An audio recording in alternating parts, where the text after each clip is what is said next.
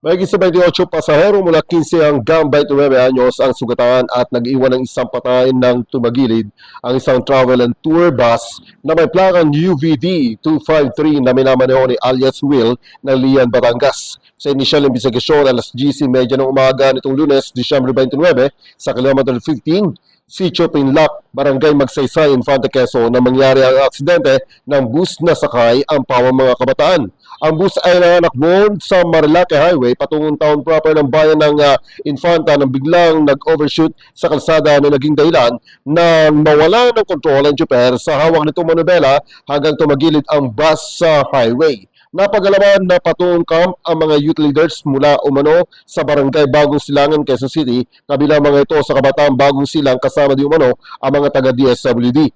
Nahirapan umano na makontak kagad ng rescue responders at mga otoridad sa ninang mahina signal ng komunikasyon.